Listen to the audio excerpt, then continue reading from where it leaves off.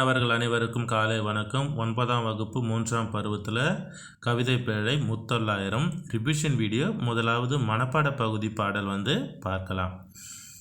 இது திருப்புதன்றதுனால மனப்பாட பகுதி பாடல். சேர நாட்டினுடைய சிறப்பு. அல்லல் பாழனத்து ஆரக்காம்பல் வாழவிழ வெள்ளம் தீப்பட்டது என வெறியி புல்லினம் தம். அல்லல் பாழனத்து ஆரக்காம்பல் வாழவிழ வெள்ளம் தீப்பட்டது என வெறியி புல்லினம் தம். கைச்சிறகால் பார்ப்பொடுக்கும் கவ்வை உடைத்தாரோ. கைச்சிறகால் பார்ப்பொடுக்கும் கவ்வை உடைத்தாரோ. நச்சிலைவேல் கோக்கோதை நாடு. நச்சிலைவேல் கோக்கோதை நாடு. இந்த ஒரு பாட்டு தான் மனப்பாட பகுதி சேர நாட்டினுடைய சிறப்பாக சொல்லப்படுது. அல்லல் பாழனத்து ஆரக்காம்பல் வாழவிழ வெள்ளம் தீப்பட்டது என வெறியி புல்லினம் தம். அல்லல் பாழனத்து ஆரக்காம்பல் வாழவிழ வெள்ளம் தீப்பட்டது என வெறியி புல்லினம் தம். கைச்சிறகால் பார்ப்பொடுக்கும் கவ்வை உடைத்தாரோ. நச்சிலைவேல் கைச்சிறகால் பார்ப்பொடுக்கும் கவ்வை உடைத்தாரோ. நச்சிலைவேல் கோக்கோதை நாடு. இப்போ இந்த பாட்டுக்கான பொருளாக இந்த பழந்தமிழ் முத்தொள்ளாயிரம் பழமையானது. 3 கூட்டல் 900 900 பாடல்கள் முழுமையாக கிடைக்கல, அதனால் பழந்தமிழ் நூல் இது. இப்பொழுது இந்த பாடலுக்கான பொருள். சேறுபட்ட நீர்மிக்க வயல்களில் அரக்கு நிலத்தில் செவ்வாம்பல் மலர்கள் மெல்ல விரிந்தன. அதை கண்ட நீர் பறவைகள் தண்ணீரில் தீப்பிடித்து விட்டது. அந்த செவ்வாம்பல் மலர் மெல்ல விரிந்தது. அதை கண்ட நீர் பறவைகள் தண்ணீரில் தீப்பிடித்து விட்டது என்று அஞ்சி விரைந்து தம் குஞ்சுகளை தன்னுடைய குட்டிகளை சிறகுக்குள் ஒடுக்கி வைத்து கொண்டன. அடடா, பகைவர் அஞ்சும் வேலை கொண்ட சேரனின் நாட்டில் இந்த அச்சம் இருக்கிறதே என்று இந்த முத்தொள்ளாயிரத்தில் இந்த சேர நாட்டினுடைய நீர் வளத்தை பற்றி அழகாக சொல்லப்படுகின்றன. இப்போது இதை தொடர்ந்து இந்த பாடத்தை நாம் நூல் குறிப்பிலிருந்து மீண்டும் ஒரு முறை ரிவிஷனாக பார்ப்போம். நூல் வெளி. வெண்பாவால் எழுதப்பட்ட நூல் தான் முத்தொள்ளாயிரம். மன்னர்களின் பெயர்களை குறிப்பிடாமல் சேர சோழ பாண்டியர் என்று பொதுவாக பாடுகிறது. இந்த முத்தொள்ளாயிரம் மன்னர் இன்னார் என்று பெயர்களை குறிப்பிடாமல் சேர சோழ பாண்டியர் என்று மூவேந்தருக்கு பொதுவான பெயர்களை குறிப்பிட்டு பாடுகிறது. 3 மன்னர்களை பற்றிய பாடப்பட்ட 900 பாடல்கள் கொண்டது. ஒவ்வொரு மன்னருக்கும் 300 பாடல், 3 மன்னருக்கு 900 பாடல் என்பதால் இது முத்தொள்ளாயிரம் என்று பெயர் பெற்றது. நூல் நமக்கு முழுமையாக கிடைக்கவில்லை. இந்த 900 பாடல்களும் முழுமையாக கிடைக்கவில்லை. நமக்கு கிடைத்திருப்பது புறத்திருட்டு என்னும் நூலிலிருந்து புறத்திருட்டு என்னும் நூலிலிருந்து 108 செயல்கள் கிடைத்துள்ளன. 900 பாடலில் புறத்திருட்டு என்னும் நூலிலிருந்து 108 பாட்டு தான் நமக்கு கிடைச்சிருக்கு. இவை முத்தொள்ளாயிரம் என்னும் பெயரில் பதிக்கப்பட்டுள்ளன. ஆசிரியரின் பெயரை கூட நம்மளால் அறிய முடியவில்லை. இந்த முத்தொள்ளாயிரத்தினுடைய ஆசிரியர் பெயர் அறிய இயலவில்லை அல்லது தெரியவில்லைன்னு பதிலளிக்கணும். முத்தொள்ளாயிரத்தின் ஆசிரியர் அறியப்படவில்லை அல்லது தெரியவில்லை. சரி, ஆசிரியரின் பெயரை கூட அறிய முடியாதவை. இவர் 5ஆம் நூற்றாண்டை சேர்ந்தவராக கருதப்படுகிறார். இருப்பினும் இந்த முத்தொள்ளாயிரம் பாட்டை எழுதியவர் 5ஆம் நூற்றாண்டை சேர்ந்தவராக கருதப்படுகிறார். உறுதியாக இல்லை, கருதப்படுகிறார். சேர நாட்டை இவர் வந்து அச்சமில்லாத நாடாக வர்ணிக்கிறார். சேர நாட்டை அச்சமில்லாத நாடாகவும் சோழ நாட்டை ஏற்கள சிறப்பும் போர்க்கள சிறப்பும் உடைய நாடாக வர்ணிக்கிறார். ஏற்களம் உழவு தொழிலுடைய சிறப்பும் போர்க்களம் வீரத்தினுடைய சிறப்பும் எது சோழ நாட்டை. சேர நாட்டை வந்து பயமில்லாத அச்சமில்லாத நாடாகவும் சேர நாட்டை வந்து அச்சமில்லாத நாடாகவும் சோழ நாட்டை ஏற்கள சிறப்பும் உழவு தொழில் சிறப்பும் போர்க்கள சிறப்பு வீரத்தினுடைய சிறப்பும் அழகாக சொல்லுகிறார். அடுத்து பாண்டிய நாட்டை முத்துடை நாடாகவும், பாண்டிய நாட்டை எப்படி சொல்கிறாங்க? முத்துடை நாடாகவும் நம்முடைய பாடப்பகுதியில் 3 மன்னருக்கும் ஒவ்வொரு பாடல் என்ற விதத்தில் சொல்லப்படுகின்றன. இப்போ சேர நாடு அச்சமில்லாத நாடாக சொல்லப்படுகிறது. அதுதான் மனப்பாட பகுதி பாடலும் கூட. அல்லல் பாயனத்து ஆரக்காம்பல் வாழவிழ வெள்ளம் தீப்பட்டது என வெறியி புல்லினம் தம் கைச்சிறகால் பார்ப்பொடுக்கும் கவ்வை உடைத்தாரோ நச்சிலவேல் கோக்கோதை நாடு. அல்லல் பாயனத்து ஆரக்காம்பல் வாழவிழ வெள்ளம் தீப்பட்டது என வெறியி புல்லினம் தம். சேறுபட்ட நீர்மிக்க வயல்களில் அரக்கு நிலத்தில் செவ்வாம்பல் மலர்கள், அங்கே செவ்வாம்பல் மலர்கள் வந்து மலர்கின்றன. இங்கே அல்லல் என்பது சேரு, பயணம் என்று அல்லல் பாயனத்து, அப்போ அந்த பயணம் என்பதன் பொருள் நீர்மிக்க வயல். வெறியி என்பதன் பொருள் அஞ்சு, பார்ப்பு என்பதன் பொருள் குஞ்சு, அந்த நீர்ப்பறவையினுடைய குஞ்சு. இப்படி அல்லல் பாயனத்து ஆரக்காம்பல் வாழவிழ வெள்ளம் தீப்பட்டது என வெறியி புல்லினம் தம் கைச்சிறகால் பார்ப்பொடுக்கும் கவ்வை உடைத்தாரோ நச்சிலவேல் கோக்கோதை நாடு. சரியா? இதனுடைய பொருள் நமக்கு நல்லாவே தெரியும். சேறுபட்டு நீர்மிக்க வயல்களில் ஒரு ஆம்பல் மலர் வந்து மலர்கின்றன. அதை கண்ட நீர்ப்பறவை, அந்த குளத்தில் தண்ணியில் இருந்த நீர்ப்பறவை தண்ணீர் தீப்பிடித்து விட்டது என்று அஞ்சி விரைந்து தம் குஞ்சுகளை சிறகுக்குள் ஒடுக்கி வைத்து கொண்டன. அதை பார்த்து அடடா, பகைவர் அஞ்சும் வேலை கொண்ட சேரனி நாட்டின் பகைவர்கள் வந்து அஞ்சுவார்களாம் சேரனுடைய வில்லை பார்த்து, அதாவது சேரனுடைய வேலை பார்த்து பகைவர்கள் அஞ்சுவார்கள். அப்பேற்பட்ட நாட்டில் இந்த செயலும் இந்த அச்சமும் இருக்கிறது, இந்த பறவையினுடைய அச்சமும் இருக்கிறது என்று சொல்லி, இப்போ சேரனுடைய சின்னம் வந்து வில்லு, வேலு, வில்லம்பு. அந்த வில்லை பார்த்து வேலை பார்த்து அஞ்சுவதை போல இந்த பறவைகளும் ஒரு அச்சம் கொள்ளுகிறது. அச்சமில்லாத நாடு, பகைவர்கள் தான் இந்த நாட்டை பார்த்து அஞ்சுவார்கள், ஆனால் இங்கே பறவைகளும் அஞ்சுகின்றதே என்று சொல்லி, இங்கே அதாவது நடக்காத ஒன்றை, சரியா? அப்போ புலவர் தம்முடைய குறிப்பை தற்குறிப்பேற்ற அணி, அப்போது தன்னுடைய குறிப்பை இதில் ஏற்றி சொல்லியிருக்கிறாரு. இந்த பகுதியில் இந்த பாட்டில் தற்குறிப்பேற்ற அணி வந்துள்ளன. புலவர் தன்னுடைய குறிப்பை ஏற்றி சொல்வது தான் தற்குறிப்பேற்ற அணி. இயல்பாக அணி விளக்கம் இயல்பாக நிகழும் நிகழ்ச்சியின் மீது புலவர் தன்னுடைய குறிப்பை ஏற்றி சொல்வது தான் தற்குறிப்பேற்ற அணி. இங்கு எது இயல்பாக நடக்கின்ற நிகழ்வு? இயல்பாக எது நடக்கிறது என்றால், குளத்தில் செவ்வாம்பல் மலர்கள் மலர்வது ஒரு இயல்பு. குளத்தில் செவ்வாம்பல் மலர்கள் மலர்வது ஒரு இயல்பு. ஆனால் அந்த மலர்தலை வைத்து தன்னுடைய குறிப்பை ஏற்றி சொல்கிறாரு. அப்படியே அந்த மலர்கின்ற காட்சி பார்த்து தான் தண்ணியில் தீப்பிடித்து விட்டதாம், பறவைகள் அஞ்சு ஓடுகிறதாம், குஞ்சுகள் தன் சிறகுக்குள்ளே பாதுகாத்துக்கிறதாம், பயப்படுதாம். அப்போ இதெல்லாம் புலவர் தன்னுடைய கற்பனை நயத்தால் தன்னுடைய குறிப்பை ஏற்றி சொல்வதால் இது தற்குறிப்பேற்ற அணிக்கு இந்த பாடல் வந்து சான்றாக சொல்லப்படுது. நமக்கு சிறுவினால் வரும் தற்குறிப்பேற்ற அணியை விளக்கி சான்றுடன் விளக்குக. அப்போ சான்றுடன் விளக்குக என்பது தற்குறிப்பேற்ற அணி. முதலாவது அணி விளக்கம். இயல்பாக நிகழும் நிகழ்ச்சியின் மீது புலவர் தன்னுடைய குறிப்பை ஏற்றி சொல்வது தற்குறிப்பேற்ற அணி ஆகும்.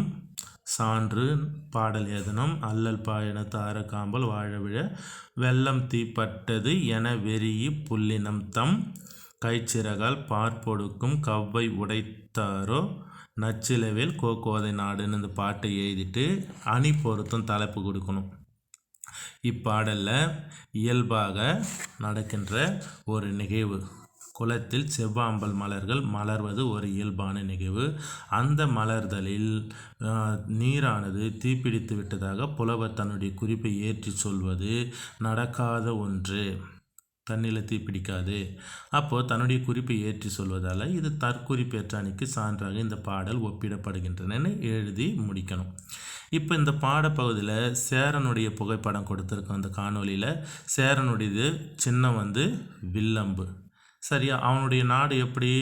நீர்வளம் மிக்க நாடு. ஆம்பல் மலர்கிறது என்றால், அதாவது தாமரை, அல்லித்தாமரை, அந்த செவ்வாம்பல் மலர்கள் மலர்கிறது என்று சொன்னால் நீர்மிக்க நாடாக இருந்தால் மட்டும்தான் தாமரையெல்லாம் குளத்தில் பூத்து குலுங்கும். அப்போது நீர்வளமிக்க நாடு. ரெண்டாவது அச்சமில்லாத நாடு. அந்த அச்சமில்லாத நாட்டில் பகைவரங்க தான் அந்த நாட்டை பார்த்து பயப்படுறாங்கன்னு பார்த்தா பறவை இனமும் இந்த பூ மலர்தலை கண்டு, செவ்வாம்பல் பூ மலர்தலை கண்டு அஞ்சு ஓடுவதாக நம்முடைய பாடப்பகுதியில் சேரனுடைய நாட்டை அச்சமில்லாத நாடாக ஆசிரியர் அழகாக சொல்லுகிறார். அதனால தான் இந்த முதல் பாட்டு நமக்கு மனப்பாட பகுதி பாடலாக கொடுக்கப்பட்டுள்ளன. சரி, இதனைத் தொடர்ந்து அடுத்து நாம் பார்க்க போவது சோழ நாட்டினுடைய சிறப்பு தான். மூவேந்தரில் பழமையானவர்கள், முதன்மையானவர்களாக சொல்லப்படுவது சேரனே. அதனால தான் சேர, சோழ, பாண்டியன் என்று சொல்லும்போது கூட சேரனை முதன்மைப்படுத்துவதற்கு காரணம், மூவேந்தர்களில் பழமையானவர்கள் சேர அரசர்களே, அடுத்து தான் சோழ அரசன், அதற்கு அடுத்து தான் பாண்டியன் என்று சொல்லி இப்படி வரிசைப்படுத்துவார்கள்.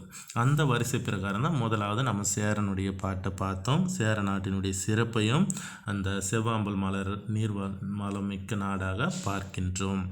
இதைத் தொடர்ந்து அடுத்து நம்ம பார்க்க போகிறது சோழ நாட்டு. முன்பே நூல்வெளியில் சொல்லியிருப்பேன். சோழ நாட்டினுடைய சிறப்பு நம்ம பாடப்பகுதியில் ஏற்கள சிறப்பு. ஏற்களம் என்பது வேளாண்மை, உழவு தொழிலுடைய சிறப்பு. அடுத்து போர்க்கள சிறப்பு. இங்கே ரெண்டுமே ஒப்பிட்டு சொல்கிறாங்க. ஏற்கள சிறப்பும் போர்க்கள சிறப்பும் ஒப்பிட்டு, அந்த ஓமையோடு ஒப்பிட்டு சொல்கிற பாடலாக தான் அடுத்து நாம் பார்க்க போவது சோழ நாடு. ஓமை அணிக்கு பொருந்துவது. சரி, இந்த சேர நாட்டில் மனப்பாட பகுதி பாடலை நன்றாக படிங்க. இதனுடைய பறவைகள் அஞ்ச காரணம் என்னென்னு சிறுவினால கேள்வி கேட்பாங்க. அதுக்கு பாடல் பொருள் நீங்கள் அப்படி எழுதலாம். சேறுபட்ட நீர்மிக்க வயலில் அரக்கு நிலத்தில் செவ்வாம்பல் மெல்ல மலர்ந்தன. செவ்வாம்பல் மலர்னு போட்டுங்க. மலர் மெல்ல மலர் விரிந்தன. அதை கண்ட நீர்ப்பறவைகள் தண்ணீரில் தீப்பிடித்து விட்டது என்று அஞ்சு விரைந்து தம் குஞ்சுகளை சிறகுக்குள் ஒடுக்கி வைத்து கொண்டன. அடடா, பகைவர் அஞ்சும் வேலை கொண்ட சேரணி நாட்டில் இந்த அச்சமும் இருக்கிறது. எனவே பறவைகள் அஞ்சுவதற்கு காரணமாக அமைவது செவ்வாம்பல் மலர்கள் மலர்தலை கண்டு, விரிந்ததை கண்டு தீப்பிடித்தது என்று சொல்லி அங்கே நீர்ப்பறவைகள் அஞ்சுகின்றன சொல்லி 2 மதிப்பெண் வினால கேட்டாலும் சரி, 3 சிறுவினால கேட்டாலும் சரி, 4 மதிப்பெண் வினால சிறுவினால கேட்டாலும் சரி, இங்கே அப்படி எது கேட்டாலும் நீங்கள் முழுமையாகவே எழுதலாம். ஏன்னா இது நம்ம கதையாகவே எழுதலாம். ஒரு முறை படித்தாலே எளிமையாக பொருள் மனதில் பதியும். ஏன்னா இது அழகான ஒரு காட்சி. நமக்கு ஒப்பிட்டு சொல்லும்போது நம்ம எல்லாமே எழுதிடுவோம்.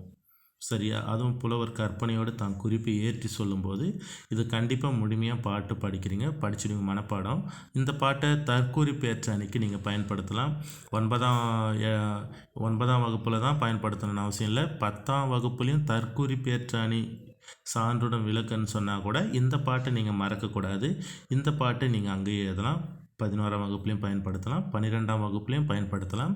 அதனால தான் மீண்டும் மீண்டும் சொல்கிறேன், இந்த சேரனுடைய மனப்பாட பகுதி பாடல் உங்களுக்கு தொடர்ந்து 4 வருடம் பயன்படும். 4 வருடம் எப்படி பயன்படும்?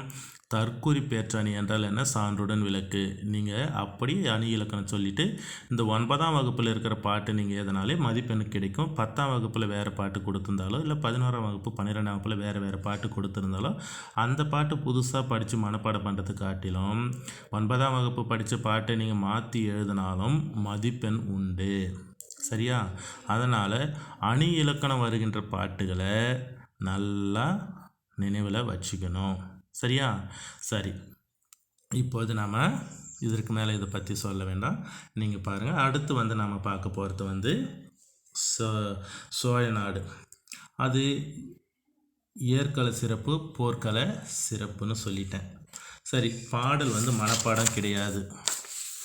காவல் உழவர் களத்தகத்து போர் ஏறி நாவலோ என்றிசைக்கும் நாளோதை காவலன் தன் கொல்யானை மேலிருந்து கூற்றிசைத்தால் போலுமே நல்யானை கோக்கிள்ளி நாடு.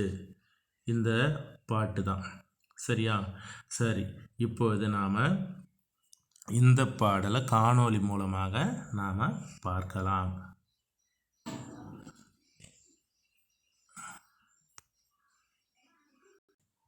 சரி, சோழ நாட்டு பாடல். காவல் உழவர் களத்தகத்து போர் ஏறி.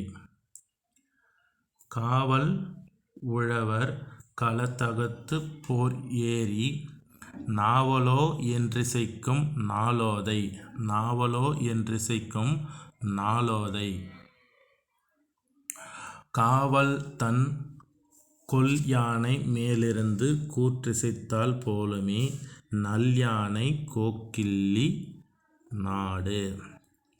இந்த காவல் உழவர் களத்து அகத்து போர் ஏறி, இது அழகாக நிறுத்தி படிக்கும்போது காவல் உழவர் களத்தகத்து போர் ஏறி நாவலோ. இப்போ நாவலோ என்பது நாள் வாழ்க என்பது போன்ற வாழ்த்து, மற்றவர்களை கூவி அழைப்பது நாவலோ என்றிசைக்கும் நாளோதை காவலன் தன் கொல்யானை மேலிருந்து கூற்றிசைத்தால் போலுமே நல்யானை கோக்கிள்ளி நாடு. அதாவது அந்த உழவு தொழிலில் மேற்கொண்டு காவல் இருக்கின்ற உழவர்கள், சரியா, அவர்கள் தன்னுடைய போர்க்களம், இங்கே வந்து போர்க்களம்னு முதலாவது சொல்வது வந்து நெற்போர், நெல்லை அறுவடை செய்து போர் போல குவித்திருக்கிறாங்க. போர்னா எப்படின்னா, மலை உயரத்தில் பெரிதாக இருக்கிறது மலை, அந்த மலையை விட சின்னதாக இருக்கிறது குன்று, குன்று விட சிறிதாக இருப்பது பாறை. இங்கே அந்த குன்று போல் இங்கே போருக்கு வந்து காணொலியில் பார்க்குறீங்க. அதுதான் நெல் போர். நெல்லை வந்து அறுவடை செய்து அது நெல்மணிகளை அடித்தெடுத்து ஒரு வைக்கோல் போர் போடுவாங்க இல்லையா? அந்த போர் வைக்கோல் போர் மேல் ஏறி நின்று ஒரு உழவன் மற்ற உழவர்களை தம் பக்கம் கூப்பிடுகிறான். நாவலோ என்றிசைக்கும் நாளோதை அவன் மற்ற உழவர்களை தம்மிடம் வருவதற்காக நாவலோ என்று கூப்பிடுகிறான். அவன் கூப்பிடுதலானது எப்படி இருக்குது என்றால் வேறொரு பொருளோடு ஒப்பிட்டு சொல்கிறாங்க. காவலன் தன் கொல்யானை மேலிருந்து, சண்டை புரிகின்ற காவலன், இதுவும் வந்து இப்போ நாட்டை காக்கின்ற காவல் படை. அப்போ அந்த காவலன் யானை மீது அமர்ந்து கொண்டு, அந்த காவலன் தன் கொல் யானை, அப்போது கொல் யானை மேலிருந்து கூற்றிசைத்தால் போலுமே, யானை மீது அமர்ந்து கொண்டு மற்ற வீரர்களை அழைப்பதைப் போல இரண்டு காட்சிகளையும் ஒற்றுமைப்படுத்துகிறாங்க. இங்கே இருப்பது வைக்கோல் போர், நீங்கள் முதலாவது காணொலியில் பார்க்குறது வைக்கோல் போர், இரண்டாவது பார்ப்பது வந்து சண்டை போடுகின்ற படைக்காலம் போர். அப்போது இதனுடைய பொருள், நெல்லை அறுவடை செய்து காக்கும் உழவர்கள் நெற்போர் மீதேறி நின்று கொண்டு மற்ற உழவர்களை நாவலோ என்று கூவி அழைப்பார்கள். மற்ற உழவர்களை நாவலோ என்று கூவி அழைப்பார்கள். இவ்வாறு அவர்கள் செய்வது எப்படி இருக்குது என்று சொன்னால், செய்வது வீரர்கள் போர்க்களத்தில் கொல் யானை மீது ஏறி நின்று கொண்டு, வீரர்கள் போர்க்களத்தில் கொல் யானை என்ற மதம் கொண்ட ஒரு யானை மீது ஏறி நின்று கொண்டு மற்ற வீரர்களை நாவலோ என்று அழைப்பதை போல் இருந்தது. யானை படைகளை உடைய சேரனது நாடு இத்தகு வளமும் வீரமும் மிக்கது. சேரனுக்கு பலமாக விளங்கக்கூடியது யானை படைகள். அவனுடைய வெற்றியை தேடித் தருவது, வெற்றிக்கு துணை நிற்பது யானை படைகள். இத்தகைய யானை படைகளுடைய சோழனுடைய நாடு வேளாண்மை, அதாவது இத்தகைய நாடு வளமும் வீரமும் ரெண்டுமே மிக்கது. உழவு தொழில் செய்கிற வேளாண்மை. சேரனுடைய நாடு காவேரி வந்து வளம் கொழிக்கின்ற நாடு. அந்த சோழனுடைய நாடு காவேரி வளம் கொழிக்கின்ற நாடாக சோழ நாடு விளங்குகின்றன தஞ்சை பகுதியில். அப்போ அந்த சோழனுடைய தஞ்சை பகுதியெல்லாம் தமிழகத்தினுடைய நெற்களஞ்சியம் என்று சொல்கின்ற அந்த தஞ்சை பகுதி சோழனுடைய ஆட்சிக்குட்பட்ட பகுதி. அங்கு உழவு வந்து சிறப்பாக நடைபெறுவதற்கு காரணம் அங்கு சுற்றி ஓடுகிற காவேரி ஆறினுடைய நீர் பாசுதல் தான். அதனால் இங்கே நீர் வளமும் வேளாண்மை வளமும் அதனோடு இணைந்த வீரமும் மிக்கதாக இப்படி சொல்லப்படுகின்றன. இதுதான் இங்கே இந்த சேர நாட்டினுடைய சிறப்புகளாக சொல்லப்படுகின்றன. இப்போது இதன் பிறகு அடுத்து நாம் பார்க்க போகிறது வந்து பாண்டிய நாடு. பாண்டிய நாடுனா எதற்கு பேர் போனது? முத்துடை நாடு, முத்துக்குளித்தல். பாண்டிய நாடு வந்து முத்துக்குளித்தலுக்கு பெயர் போன நாடாக பாண்டிய நாடு விளங்குகின்றன. சரி, இப்போது அடுத்து பாண்டிய நாட்டினுடைய சிறப்பை பார்க்கலாம். இப்போது பாண்டிய நாட்டினுடைய சிறப்பு. இந்த பாண்டிய நாட்டினுடைய சிறப்புகளை பார்க்கும்போது இங்கே பாடல் வந்து அழகாக சொல்லப்படுது. இதுவும் மனப்பாடம் கிடையாது. நமக்கு மனப்பாட பகுதி பாடல் முதல் சேர நாட்டு பாட்டு மட்டும்தான் மனப்பாடம். பாண்டிய நாட்டினுடைய முத்துடை நாடாக நம்ம பாடப்பகுதி விளக்கி சொல்லுகின்றன. முத்துடை நாடு நந்தின் இளஞ்சினையும் புன்னை குவி முட்டும் பந்தர் இளங்கமுகின் பாலையும் சிந்தி திகைமுத்தும் போல் தோன்றும் செம்மற்றே தென்னன் நகைமுத்த வெண்குடையான் நாடு. இப்படி நந்தின் இளஞ்சினையும் புன்னை குவிமொட்டும் பந்தர் இளங்கமுகின் பாலையும் சிந்தி திகைமுத்தும் போல் தோன்றும் செம்மற்றே தென்னன் நகைமுத்த வெண்குடையான் நாடு. இதில் சொல்லும் பொருள் வந்து நந்து. ஃபஸ்ட்டு வந்து நந்தின்னு வரல, அது நந்து, அதனுடைய பொருள் சங்கு. நந்து என்பது சங்கு. கமுகு என்பது பாக்கு மரம். கமுகு. அப்போது நந்தின் இளஞ்சினையும் புன்னை குவி மொட்டும் பந்தர் இளம் கமுகின், அந்த இரண்டாவது வரியில் கமுகின். அப்போ கமுகு மரம் என்பது பாக்கு மரம். அப்போது கமுகு மரம், புன்னை மரமும் பாக்கு மரமும் வீற்றிருக்கிறது. சரியா? கடற்கரையில் சங்குகள் வந்து ஈனுகின்றன. அப்போ அலைகள் வந்து கொட்டுகின்றன, தந்து மணல் பரப்பில் ஈனுகின்றன. இப்படி நந்தின் இளஞ்சினையும் புன்னை குவி மொட்டும் பந்தர் இளங்கமுகின் பாலையும் சிந்தி திகைமுத்தம். இங்கே முத்தம் என்பது முத்தை குறிக்கின்றன. முத்து. திகைமுத்தும் போல் தோன்றும் செம்மற்றே தென்னன். தென்னவன் என்று யாரை சொல்லுவன்னா பாண்டிய மன்னனுக்கு தான் பொதுவான பெயர் வந்து தென்னவன். தென்னாட்டு தலைவன் தென்னவா வாழ்க அப்படின்னாலும் நம்ம வந்து தென்னவன் என்று சொன்னால் அது பாண்டியனை குறிக்கும். தென்னன் நகைமுத்த வெண்குடையான் நாடு. இதுலேயும் வந்து ஓமை அணி தான் ஒப்பிட்டு சொல்லப்படுது. நாம் பார்க்குற இந்த முத்தொள்ளாயிரத்தில் 3 பாடலுமே அணி இலக்கணத்திற்கு சிறப்புடையது. ஓமை அணிக்கு நாம் திருக்குறள் தான் அதிகமாக பயன்படுத்துவோம். அதனால் இந்த பாட்டை நாம் மனப்பாடம் பண்ணாலும் சரி, இல்லைன்னா நம்ம ஓமை அணிக்கு எளிமையாகவே திருக்குறளை பயன்படுத்துவோம். அகைவாரை தாங்க நிலம் போல தம்மை இகவார் பொறுத்தல் தலை என்பது ஓமை அணிக்கு நம்ம அடிக்கடிக்கு பயன்படுத்துவோம். அதனால தான் இந்த ஓமை அணிக்கு இந்த பாட்டெல்லாம் பெருசாக நாம் 4 வரியில் எழுத வேண்டியதில்லை, 2 வரியில் திருக்குறள் எழுதிட்டு ஓமையனை விளக்கிடலாம். சரி, இப்போது பாடல் பொருளை நாம் பார்க்கலாம். பாடல் பொருள் வந்து சங்குகள் மணலில் ஈனுகின்றன. சங்குகள் வந்து மணலில் வந்து ஈனுகின்றன. முட்டைகள் முத்துகள் போல் இருக்கின்றன. முட்டைகள் வந்து முத்துகள், சங்குகள் வந்து அந்த முட்டைகள் வந்து முத்துக்களை போல் இருக்கின்றன. தரையில் உதிர்ந்து கிடக்கும் பொன்னை மொட்டுகள் முத்துகள் போல் இருக்கின்றன. அந்த பொன்னை மரத்தினுடைய மொட்டுக்கள், பூக்கள் வந்து காணொலியில் பார்க்குறீங்க. பொன்னை மொட்டுக்கள் முத்துக்களை போல உதிர்ந்து இருக்கின்றன. பந்தல் போட்டதை போல தோன்றும் பாக்கு மரத்தின் பாலையிலிருந்து சிந்தும் மணிகளும். ஒரு பந்தல் போட்டதை போல பாக்கு மரத்தில் பாலையிலிருந்து சிந்தும் மணிகளும் முத்துக்கள் போல காட்சியளிக்கின்றன. முத்துக்களால் ஆன வெண்கொற்றை குடை உடைய பாண்டியன் நாடு இத்தகைய முத்து வளமிக்க நாடாக விளங்குகின்றன.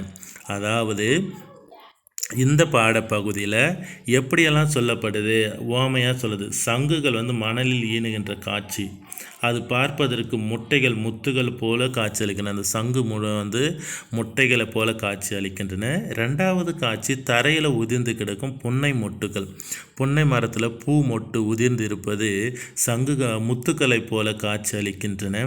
மூன்றாவது பாக்கு மரத்தில் பந்தல் போல தோன்றும் பாலையிலிருந்து அந்த பாலை என்பது பாக்கு மரத்தினுடைய மட்டை, பாலையிலிருந்து சிந்தும் மணிகளும் முத்து போல காட்சியளிக்கின்றன. இது மூன்றாவது காட்சி.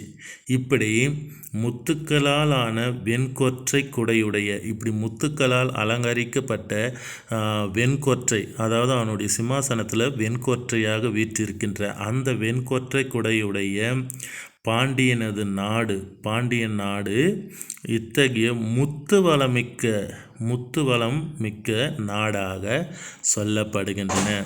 இதுதான் இந்த பாடப்பகுதியில் சிறப்பாக சொல்லப்படுகின்ற கருத்தாக விளங்குகின்றன. இப்படி இந்த முத்தொள்ளாயிரம் பாடல் வழியில் நமக்கு பாடப்பகுதியில் 3 மன்னர்களுடைய சிறப்புகள் தெள்ள தெளிவாக சொல்லப்படுகின்றன. இதை நீங்கள் தொடர்ந்து பாருங்கள். இப்போ மனப்பாட பகுதியை படிங்க. இதில் கேட்கப்படுற வினாக்கள் குறிப்பாக தற்குறிப்பேற்ற அணி நன்றாக படிக்கணும். அந்த பாட்டும் அந்த அணி இலக்கணமும் நமக்கு பின்பு பயன்படும். எனவே அதை படித்து நல்ல மதிப்பெண் பெறுங்க. இது ரிவிஷன் வீடியோ தான், அதனால் ஏற்கனவே பார்த்தது தான் மீண்டும் இப்போது காணொலி மூலியமாக பிபிடியில் பார்க்குறீங்க. அவ்வளோதான் வித்தியாசம். சரியா? சரி, இதில் என்னென்ன கேள்விகள் கேட்குறாங்க இந்த பாடத்தில்? ஒரு மதிப்பெண் வினாவும் குறுவினாவும் உங்களுக்கு நான் மேற்கோளாக காட்டுறேன். இந்த பாடப்பகுதியில் சொல்லும் பொருளும் பொறிந்துள்ளது எதுன்னு கேட்பாங்க. அங்கே அல்லல் என்று சேர், வறுக்கை என்றால் இருக்கை, புல் என்றால் தாவரம், மடிவு என்றால் தொடக்கம், அல்லல் என்பது சேர், இப்படி 4 இருக்கும். இதில் அல்லல் என்பது சேரு தான் சரியாக பொறிந்துள்ளது. இளங்கமுகு செய்கோளம் இதனுடைய இலக்கண குறிப்பு கேட்பாங்க. பண்புத்தொகை, உருவக தொடர். நச்சிலவேல் கோக்கோதை நாடு, நல்யானை கோக்கிள்ளி நாடு, இத்தொடரில் குறிப்பிடப்படுகின்ற நாடுகள் முறை எதுக? நச்சிலவேல் கோக்கோதை நாடு. அப்போது நச்சிலவேல் கோக்கோதை நாடு, நல்யானை கோக்கிள்ளி நாடுனா சோய நாடும் சேர நாடும். சரியா? அப்போது சோய நாடும் சேர நாடும் தான். நச்சிலவேல் கோக்கோதை நாடு என்பது சோய நாடும் சேர நாடும். இப்படி 3 விதமான ஒரு மதிப்பெண் வினாக்கள் கேட்கின்றனர். அதுக்கு அடுத்து உங்களுக்கு குறுவினாவாக கேட்கப்படுகின்ற கேள்வி, அல்லல் பாயன தார கமலவாழ் இவ்வடியில் சேற்றியும் வயலையும் குறிக்கும் சொற்கள் யாவை அப்படின்னு கேட்பாங்க. அந்த குறுவினா படிங்க. இதோட பாடம் நிறைவடைகின்றன. நன்றி.